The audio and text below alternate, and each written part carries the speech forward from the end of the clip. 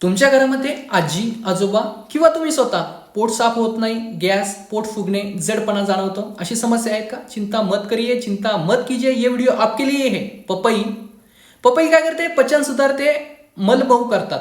केळी म्हणजे फायबर भरपूर पोट साफ होण्यासाठी मदत करते। त्याचबरोबर सफरचंद असेल, नैसर्गिक फायबरमुळे बद्धकोष्ठता म्हणजे कॉन्स्टिपेशन कमी करतं। नाशपती असेल, स्टूल सॉफ्ट करण्यासाठी नाशपती इम्पॉर्टंट आहेत बघा। त्याचबरोबर घरात अंजीर जर असेल तर नैसर्गिक लॅक्झेटिव्ह म्हणजे पोट साफ होण्यासाठी ते पण मदत करतंय बघा।